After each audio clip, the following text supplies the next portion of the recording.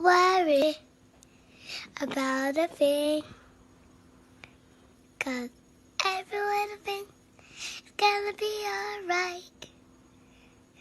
I woke up this morning on my horizon.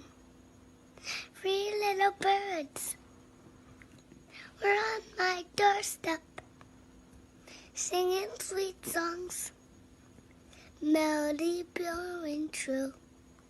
And they said, this message is you. They said, don't worry about a thing, 'cause every little thing is gonna be alright. Don't worry about a thing, 'cause every little thing is gonna be alright. Hai, Shalom. Selamat datang ke Legacy.tv dalam satu lagi video perbincangan melalui Injil Lukas. Dan dalam video kali ini kita akan membincangkan daripada Lukas bab yang kedua, daripada ayat pertama hingga ayat yang ketujuh. Dan bersama dengan saya dalam perbincangan ini ialah Ken dari Brazil, dan juga Priscilla bersama dengan kita. Hello. Alright, dalam petikan ini kita melihat tentang kelahiran Yesus Kristus. And this is quite interesting. Sebab apabila kita membaca tentang kelahiran Yohanes Pembaptis kan, dia agak panjang.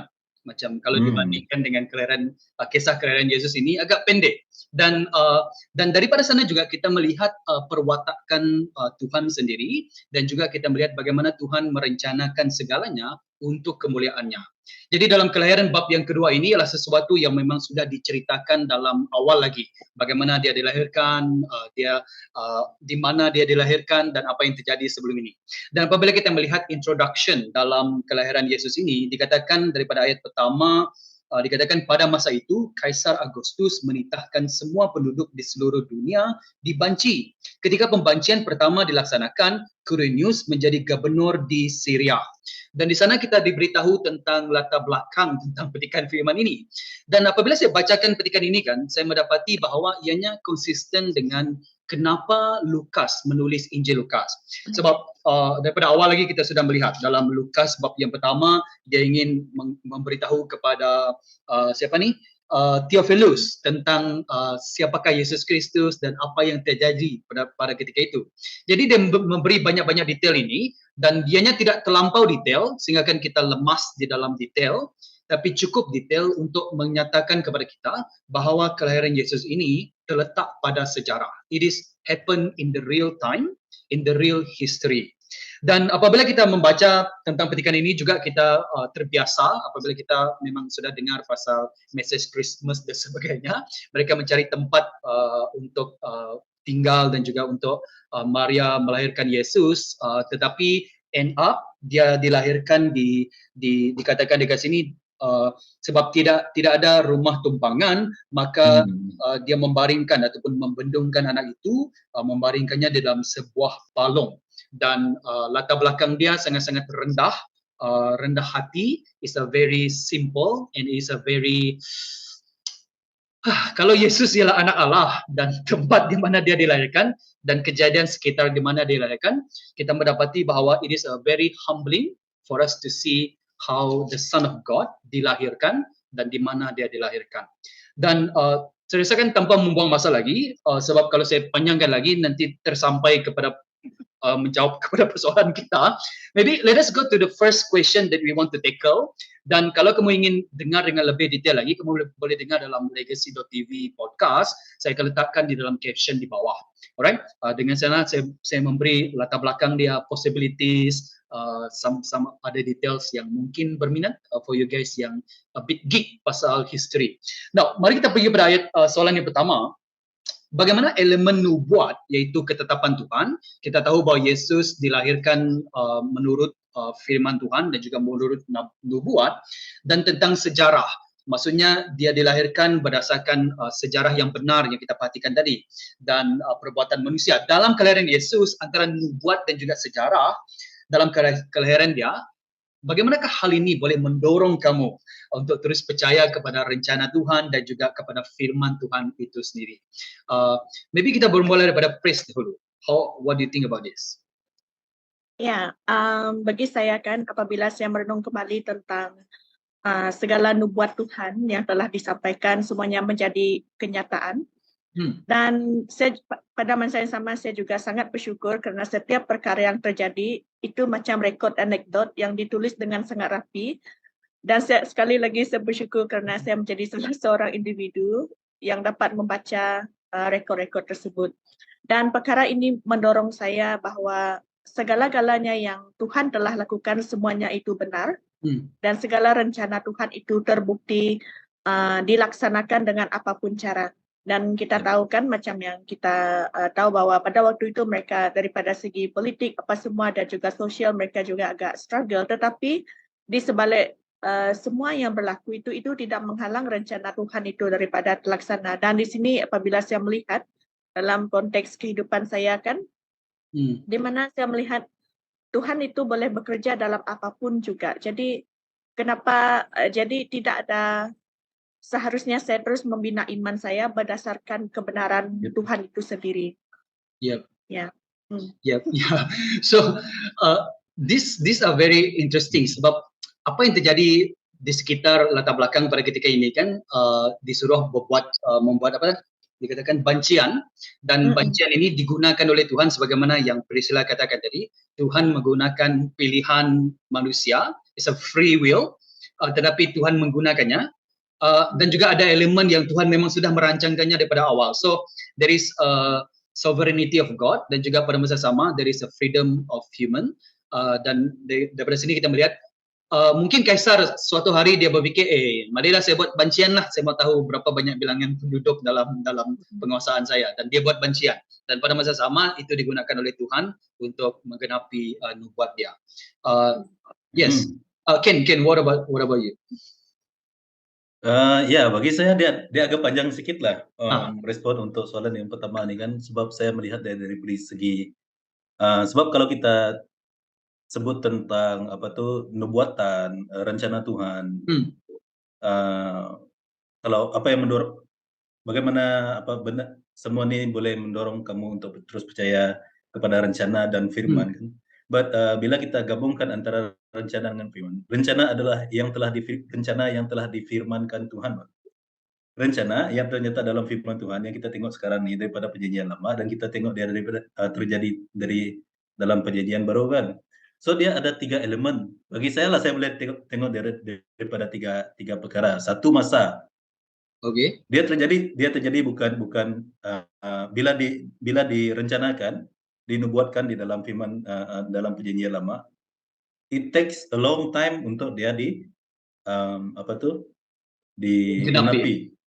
Yes, genapi. So kalau kita tengok di sini kan seperti words everlasting, eternity, ancient days, semua ini menunjukkan penglibatan masa yang sangat panjang.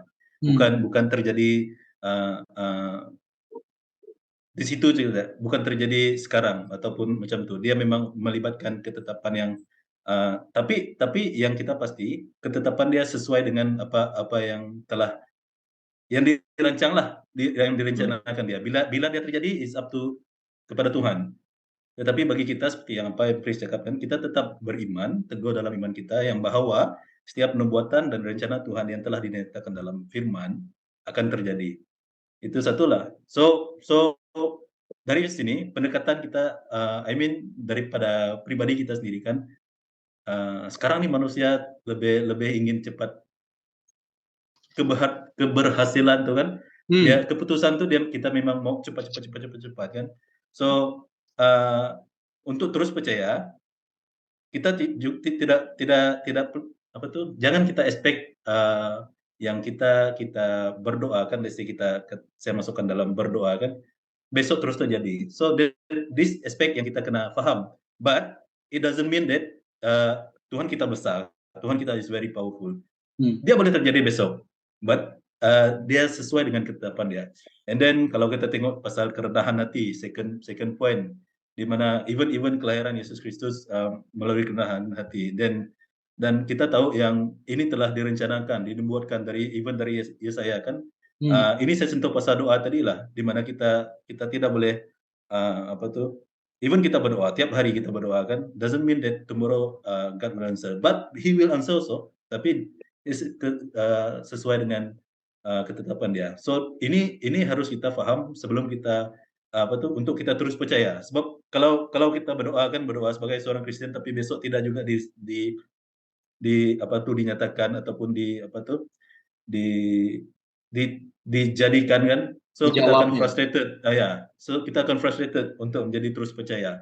Sebab dari firman, dari dalam Bible kita pun kita sudah nampak macam mana rencana ataupun nubuatan itu betul-betul terjadi pada masa sesuai pada masanya. Situ. And then seperti yang Chris cakap tadi itu tentang keterjadian rencana Tuhan itu memang tetaplah. And then berbalik kepada doa juga, dia bukannya daripada ketetapan manusia. Kita cuma beriman, tetapi bukan seperti yang maksud saya ketetapan manusia ini macam orang Israel sekarang yang menunggu-nunggu Mesias.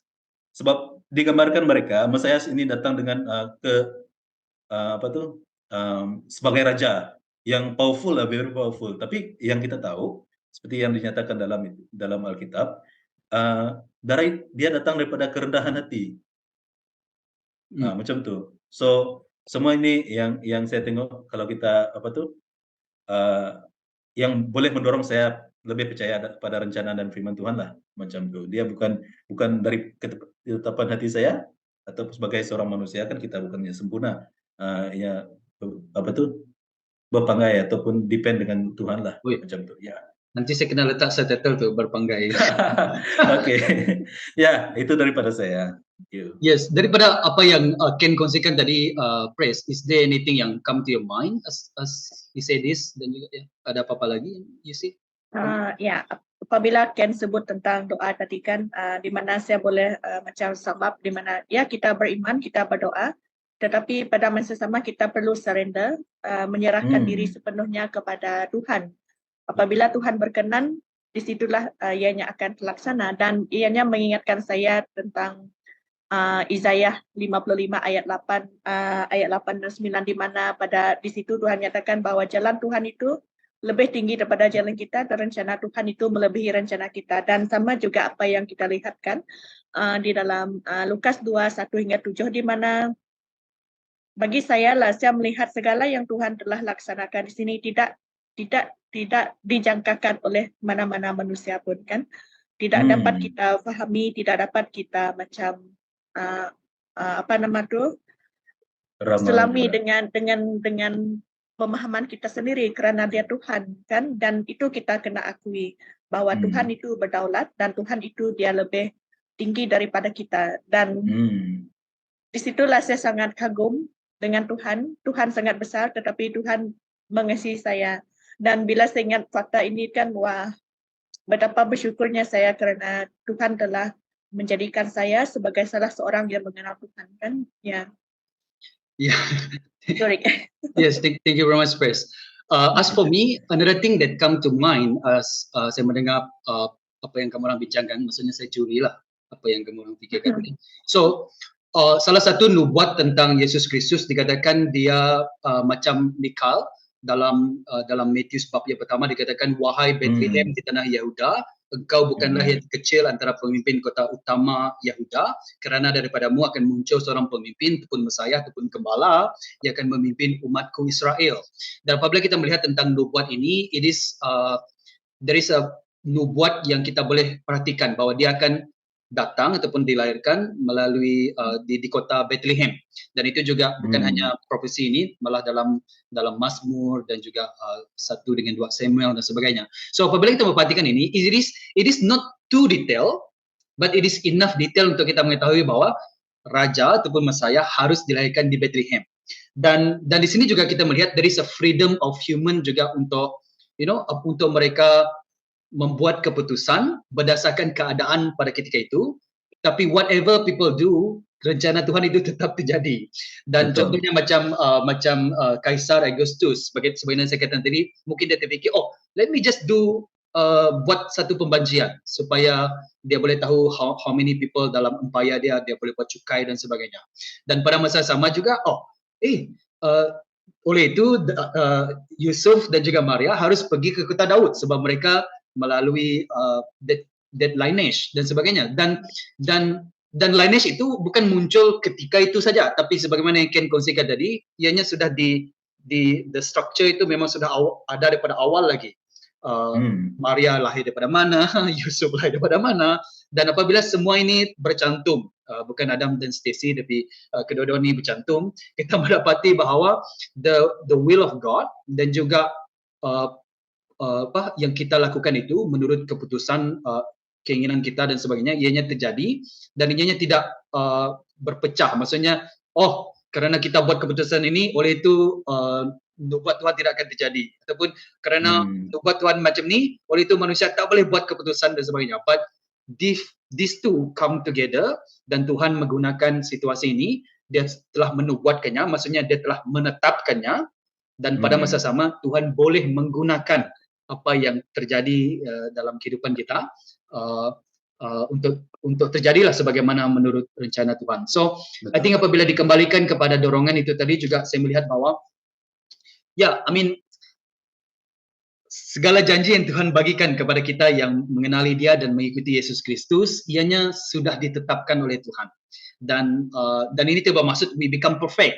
We still make a choice yang ada di sekeliling kita, but at the end of the day, segala yang Tuhan telah rencanakan itu akan terjadi, and ianya sesuailah dengan kehendaknya in my life. So before we move into petikan soalan yang seterusnya, is there any afterthought that come to your mind apabila kamu perhatikan perbincangan kita ini dalam soalan pertama?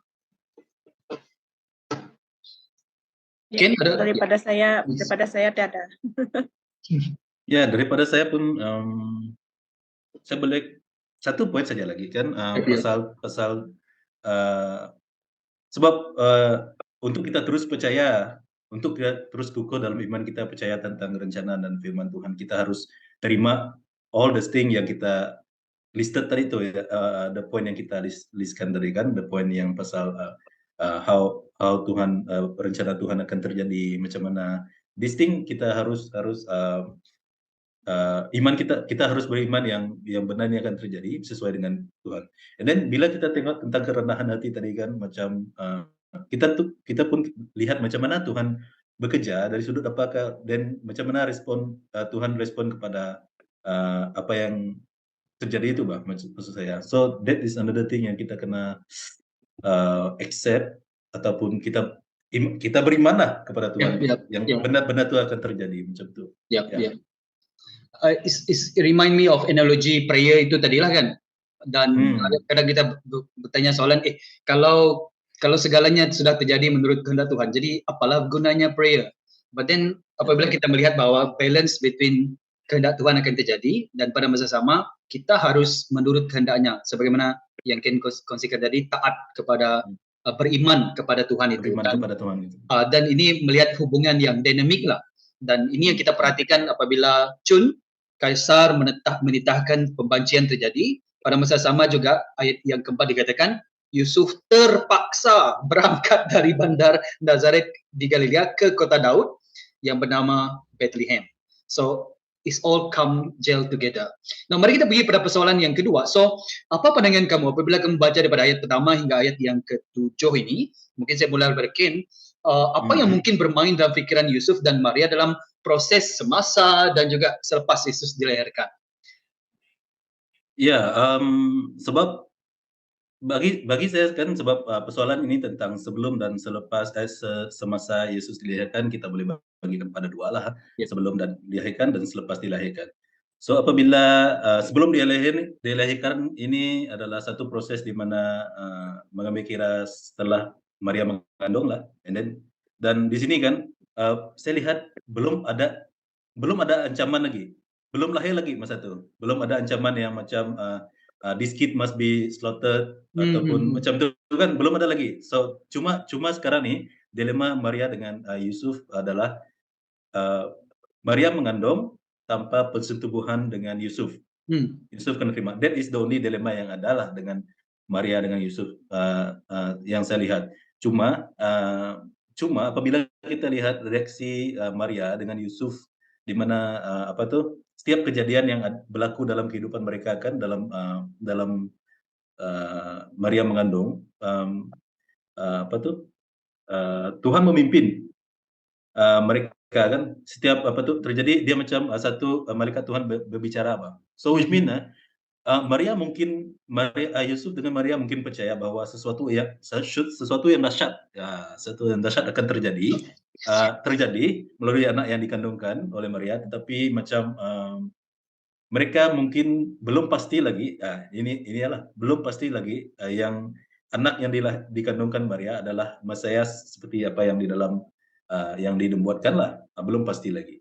Bagi saya melihat dia dari situlah. Tapi selepas dilahirkan kan, apabila setiap kejadian mereka terpaksa seperti mereka lari ke Mesir gara-gara diarahkan untuk lari ke Mesir kan, dipimpin oleh Roh Kudus, dilindungi oleh Tuhan. Di sini saya boleh menyatakan bahwa ia mengukuhkan lagi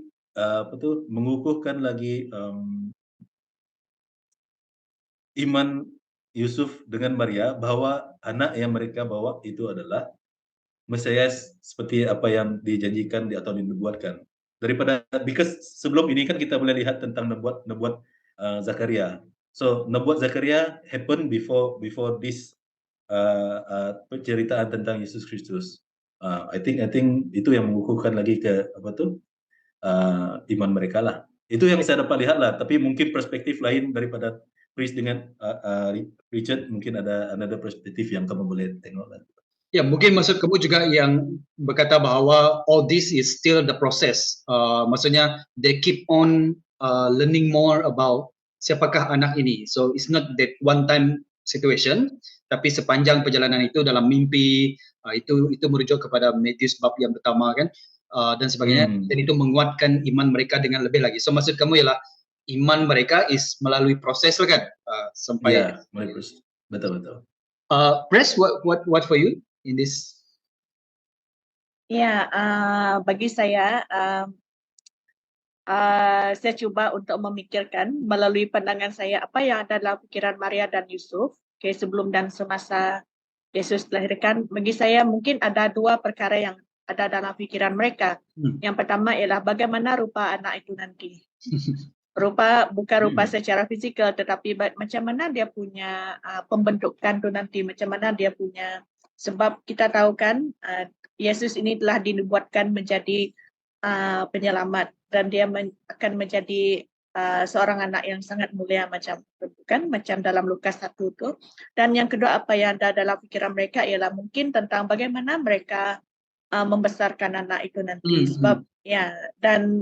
Sebab kita tahu kan misi yang mereka bawa, yang Yusuf dan Maria telah dipertanggungjawabkan untuk menjalankan misi itu, dan sudah tentu mereka dua persoalan ini macam menjadi satu pertanyaan. Tetapi apabila saya lihat lagi kan tentang nyanyian pujian Maria, saya juga dapat merasakan yang mereka merasakan sukacita dengan kelahiran anak itu, walaupun memang ada berbagai pikiran, dan di situ saya cuba menyelami apa yang ada dalam pikiran mereka. Dan macam yang saya setuju dengan apa yang Ken cakap tadi, saya percaya pada masa yang sama mereka mempercayakan diri mereka kepada Tuhan, kan, supaya nubuat itu digenapi melalui mereka. So maksudnya I mean that's the thing yang saya juga catch up daripada Ken dan juga Chris juga tadi lah. Maksudnya dalam proses itu tadi mereka juga dibentuk lah dari segi iman dan kepercayaan mereka dan sebagainya.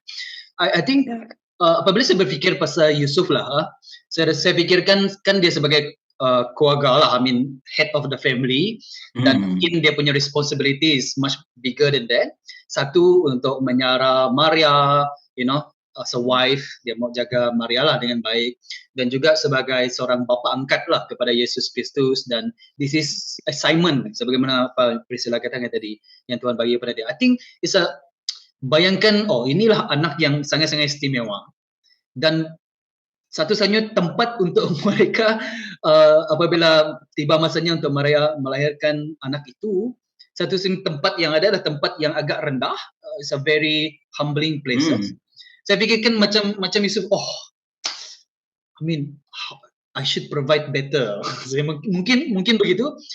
Dan apabila dia melihat keadaan Maria, mungkin I should be more responsible of this. Dan ternyata kita melihat bahwa ianya juga merendahkan hati Yusuf pada ketika itu yang in the Yes. day Joseph, you are still the man, you are still the man.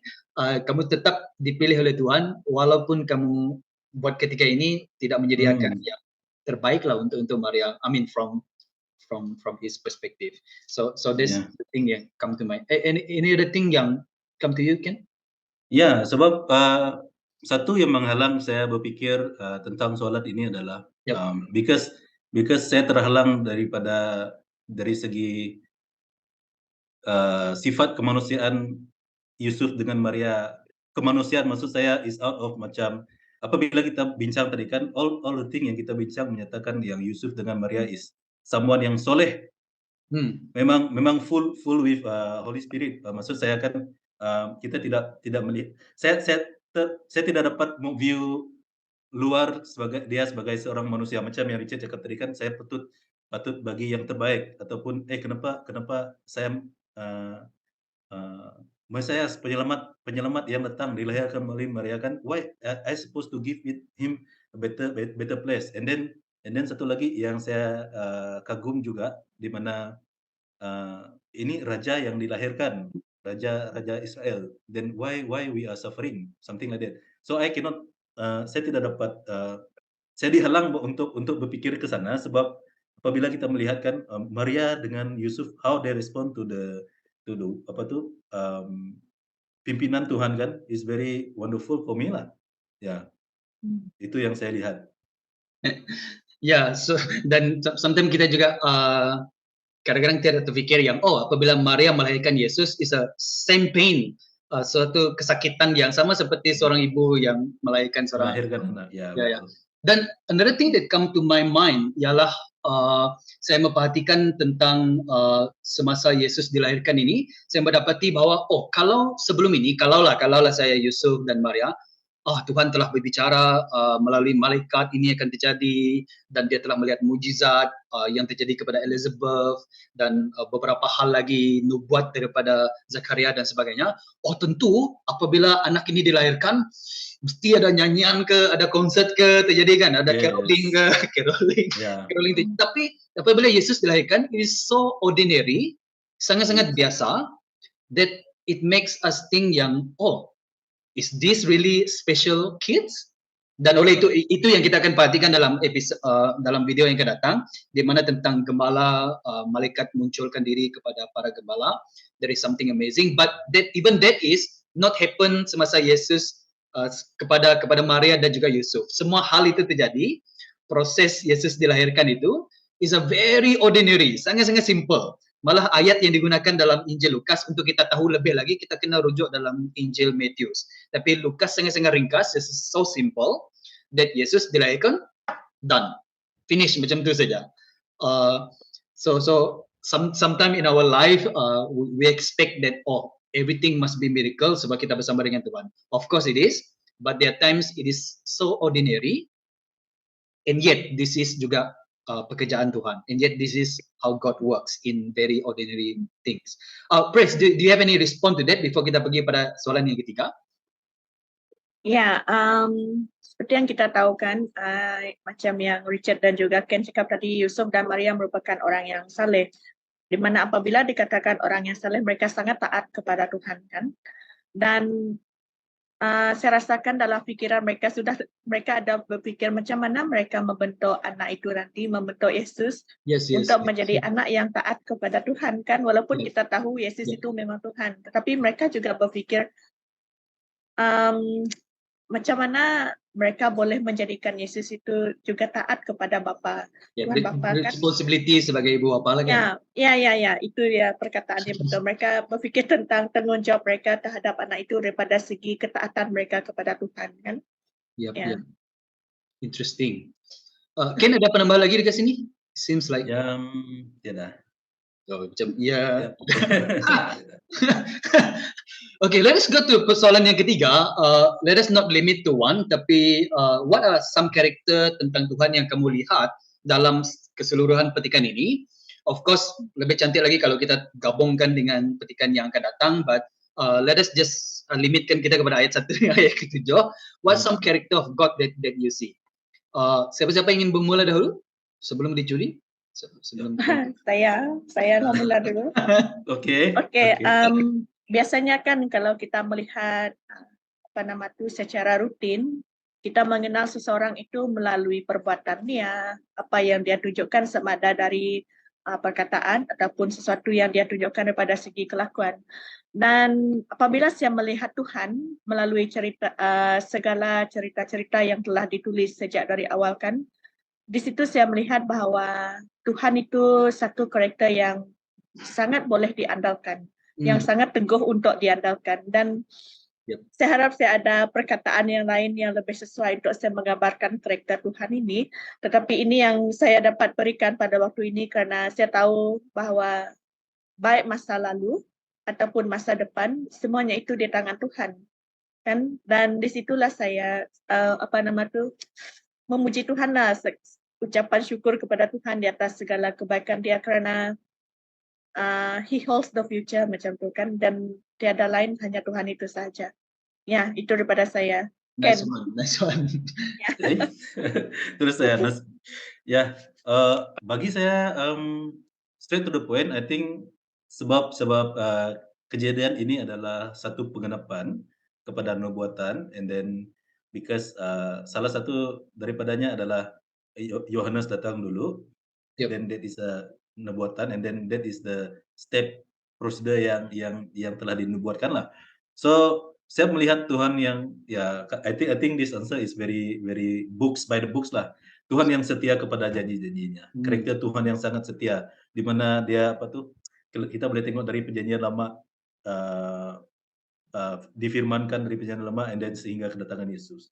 And then terjadi juga sesuai dengan dari segi masa, keadaan politik pada masa itu, and then kita boleh tengok tentang, kalau kita tengok macam mana respon Zakaria, respon Elizabeth, respon Yusuf dengan respon Maria kan, tentang kedatangan tentang Yohanes dengan juga kedatangan Mesias kan, tentang kehausan mereka untuk menunggu kedatangan penyelamat. So this thing is macam nubuatan yang telah dilaksanakan ataupun digenapi dan merujuk kepada Tuhan yang sangat setia dengan janji-janjinya lah. I saw another thing yang quite interesting juga, ialah every time apabila kita percaya kepada Tuhan, we must expect supernatural kan, because God is a God of miracle. Dia melakukan banyak hal yang kita perhatikan, and this is ekspektasi kita when we look at the scripture dan kita mengenal Tuhan. Miracle will always happen and supernatural always happen lah apabila kita bersama dengan Tuhan. Tetapi Tuhan juga boleh menggunakan sesuatu yang ordinary sebagaimana kita perhatikan tadi. Dan saya melihat karakter Tuhan di sini ialah karakter Tuhan yang He can use supernatural and natural thing, semuanya menurut kehendak dia. Sebab kalau kita pergi kepada ayat pertama hingga ayat ke-7, there is no miracle there. Tidak ada tiba-tiba cahaya, yang ada tiba-tiba bunyi suara dan sebagainya. There's nothing. It's just a simple yang mengatakan bahawa ada pembancian terjadi. Yusuf terpaksa pergi ke Bethlehem. Mereka cari tempat, tak ada tempat kerana berada pada salah satu tempat yang mungkin tidak berapa hygiene dan kurang sebagainya, dan bayi itu diletakkan di atas palung dan sebagainya. Di sini kita melihat it's a very ordinary thing, and yet God still use it. Dan ini bagi encouraging for me, ialah of course we expect miracle, expect doa dijawab dengan sometimes tiba-tiba malaikat kan best kan, tiba-tiba muncul malaikat. All these are ekspektasi, sepatutnya kita ada dalam Tuhan, but God still can use ordinary things untuk melakukan kehendaknya, dan ini saya perhatikan dekat sini. I think I have one more, but anyone ada more respond about this that you see? Maybe in general lah, mungkin bukan hanya karakter Tuhan, but in general, what are the things that you have learned lagi pada sini? Ya, saya lah. Okay. Satu perkara lah yang sangat penting yang telah saya pelajari ialah sangat penting untuk fully surrender ke dalam hadirat Tuhan, dan perlu mengakui bahawa Tuhan itu di atas segala-galanya. Jadi bila mana kita mengimani Tuhan itu, kita juga tahu bahwa Tuhan itu turut berkuasa di atas kehidupan kita. Betul. So, ya, mungkin kita hanya tahu apa yang terbaik bagi kita, apa yang menyenangkan kita, tetapi Tuhan tahu apa yang jauh lebih baik untuk kita. Dan dan kita juga tahu bahwa Tuhan itu mau sesuatu yang berkekalan. Sebab itu Yesus sadarkan supaya kita dapat hidup di dalam kekekalan itu bersama dengan Tuhan. Dan harus kita akui segala-galanya bermula dan juga berakhir dengan Tuhan. Ya. Thank you, Grace. Ken, saya boleh lihat daripada satu aspek lah, daripada kerendahan hati. This is very important lah bagi saya. A part of surrendering ataupun apa tuh yang seperti yang Pris cakap tadi. Without kerendahan hati, kita tidak dapat depend dengan Tuhan lah. Sebab bila ego kita tinggi, and then kita tidak akan depend dengan Tuhan, saying that we are powerful enough untuk memutuskan setiap keputusan dalam kehidupan kita. And then believe me, I think kita akan jatuh, confirm akan jatuh, because our human needs tidak akan mencukupi kecuali melalui kerendahan hati dan bergantung kebergantungan kepada Tuhan.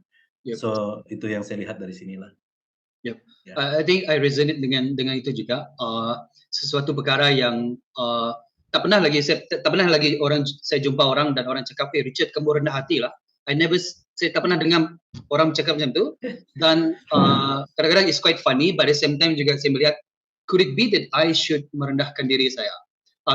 Bukan dalam kategori manusia rendahkan diri harus bongkok dan sebagainya, but di hadapan Tuhan, am I merendahkan diri? Dan ayat yang 1 hingga 7 ini juga mengajar dan menegur saya yang should merendahkan diri lah. Salah satu ayat yang saya gunakan dalam podcast, saya katakan there is no such thing as proud Christian. Itu ayat yang tidak boleh bersama, ataupun tak pernah bersama, macam api yang sejuk ataupun ais yang panas. It's not itu ayat yang tidak boleh bersama. It doesn't make sense. Macam proud Christian doesn't really make sense. So I think this mengingatkan saya kembali dalam perbincangan kita ini. Thank you for both of you. Yes, thanks to God for Richard, you must merendahkan diri ataupun ada rendah hati dan sebagainya. So this is a humbling way bagaimana Yesus datang ke dunia. So there is no such thing yang proud Christian lah yang kita perhatikan. Alright, thank you very much untuk Ken dan juga Pres. Untuk itu kita menutupkan perbincangan dalam video kali ini, dan kita akan bincang lagi tentang bab yang kedua ini, masih lagi berkaitan dengan kelahiran Yesus Kristus, dan kita akan melihat more to a miracle dan something interesting lah, more than just Christmas story. Tetapi itu yang kita akan perhatikan dalam minggu yang akan datang. Untuk masa ini, saya ingin mengucapkan ribuan terima kasih kepada pendengar. Sekali lagi, if you want to join us, we are group yang dipanggil sebagai Duck Down Deep, dan kita akan buat Bible study setiap hari Rabu untuk tahun ini, setiap hari Rabu pada 7:30 malam ataupun petang. Dan kalau kamu berminat, you can contact Ken, Priscilla, saya sendiri, ataupun message dekat in caption di bawah, or YouTube, mana-mana kamu dengar. Sehingga kita jumpa lagi. Thank you Ken, thank you Press. Bye-bye everyone.